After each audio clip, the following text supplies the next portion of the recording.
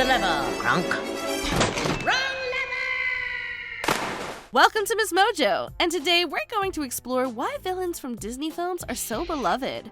Not so loud, sire. Remember, only you and I know, and your secret is my secret. Some spoilers to come. Villains represent our dark side. Villains not only represent the reality of bad people in the world, but also our own darkest feelings and impulses. Most classic Disney villain motivations are quite simple, sometimes even petty. Vanity, ambition, jealousy, even vengeance. Who does that ungrateful little worm think he is? Does he, a little to the left, have any idea of who he's dealing with? How could he do this to me? Why, I practically raised him. Yeah, you think he would have turned out better.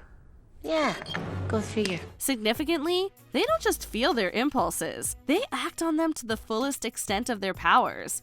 And it must be said, with style and panache, even if they become quite literal beasts as a result. No, ma'am, no dragons, remember? Did I say no purple dragons? Did I? Almost everyone has their vain side, has suffered jealousy and envy, or simply had grand ambitions. These traits are so relatable that we see many fans justifying villainous motivations as understandable and valid in their own way. Well, except maybe Cruella. She's gonna make coats out of us. She couldn't. That's right, dogskin coats. Villains are more fun, complex, and relatable. Yes, Disney villains are relatable, but also, Disney villains are so much fun to watch. Sometimes a Disney villain is the most memorable or dynamic part of the film. Scar! Brother, help me!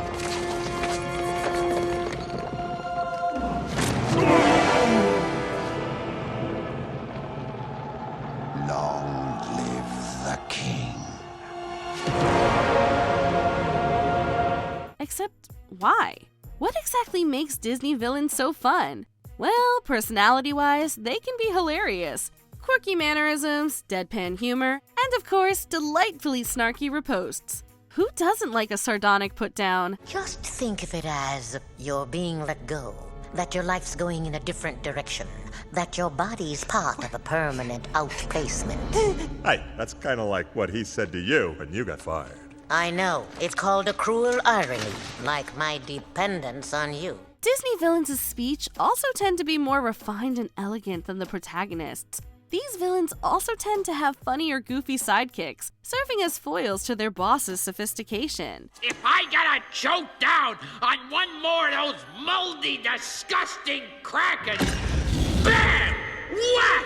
Calm yourself, And Iago. another right more on the head. Soon Whack, whack! I will be Sultan, not that addle-pated twit. And then I stuff the crackers down his throat.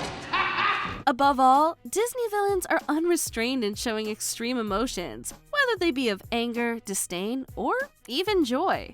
Coupled with the inherent charisma of animation makes these displays extremely entertaining to watch. Bonus points when they're reinterpreted as misunderstood anti-heroes. Come on, Hades, don't be such a stiff. Join the celebration. Hey, love to, babe.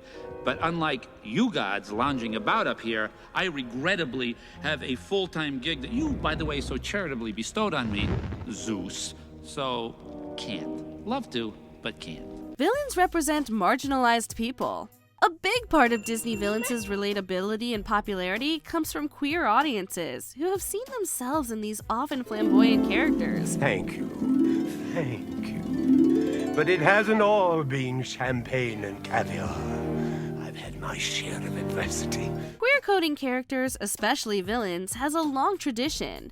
In the 20th century, the Hays Code severely restricted such portrayals on screen. Since writers could not write explicitly LGBTQIA+ characters, they would often give them traits commonly interpreted as queer.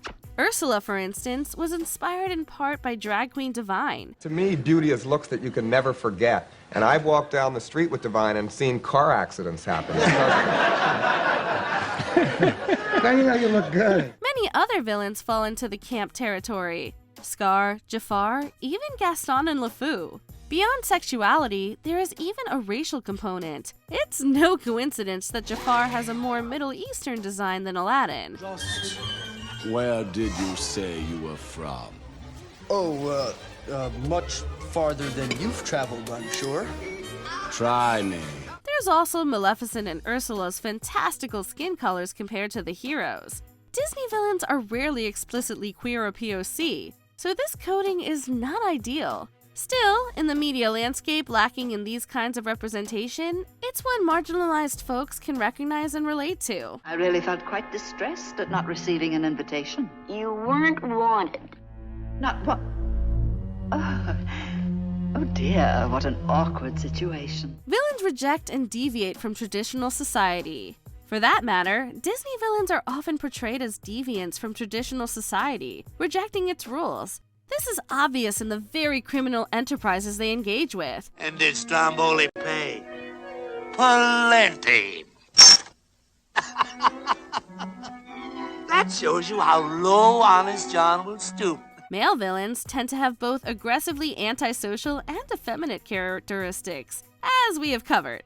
Female villains, usually being single, powerful women, can be said to be a deviation from traditional values, in contrast with the virtuous heroine. You want me to be the bad guy?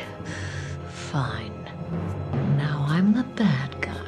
Of course, many of those villains are relatively privileged. The royal brother Scar, Jafar as royal vizier, Cruella as a rich heiress.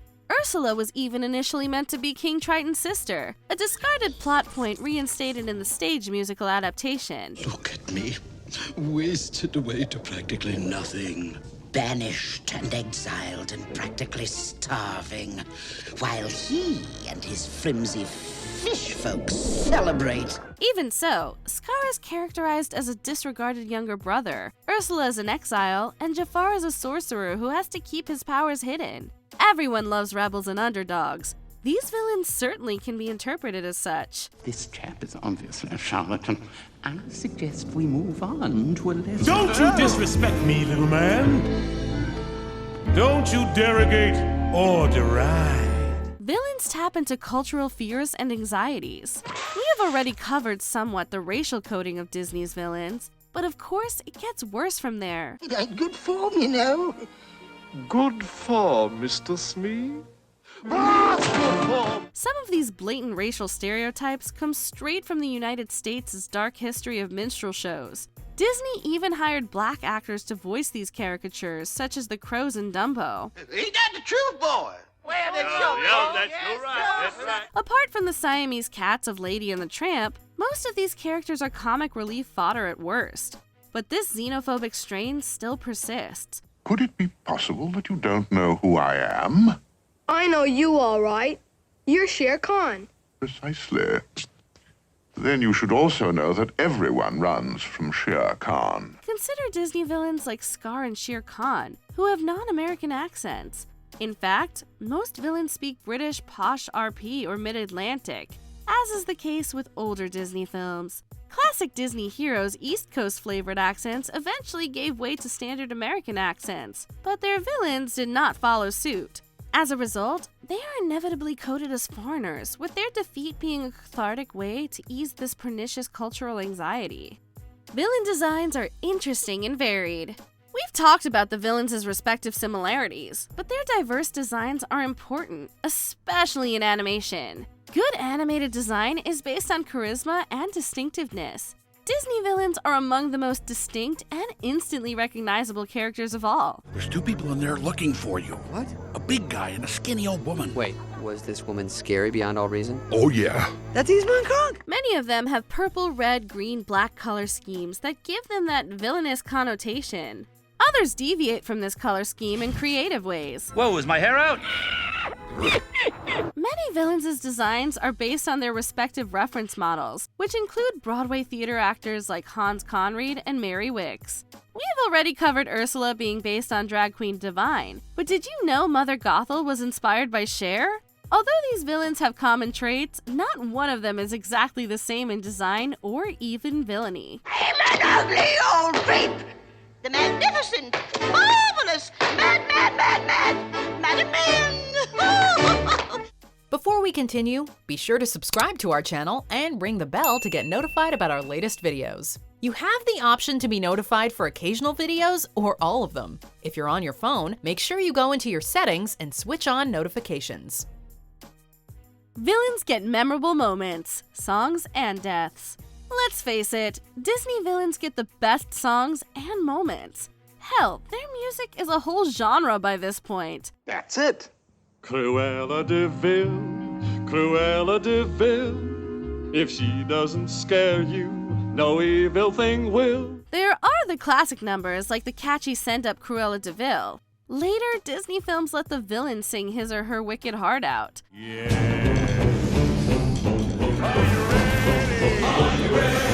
Who doesn't appreciate the wit and sophistication of Scars Be Prepared with lyrics by Sir Tim Rice? Or Ursula's Poor Unfortunate Souls, an iconic Menken and Ashman collaboration. Or what some even call one of the best Disney villain songs of all time, Judge Claude Frollo's Hellfire. Choose me or your pyre, be mine or you will burn. Even their respective deaths are unforgettable, although necessarily bloodless. However you slice it, Disney villains have some of the best scenes in their films, to the point where people feel they steal the show. Now comes the real tour de force. Tricky and wicked, of course. Why do you think we love to hate or love to love Disney villains? Let us know in the comments down below. Take a gulp and take a breath and go ahead and sign your scroll. Flotsam, jetsam, now I've got her, boys. The boss is on.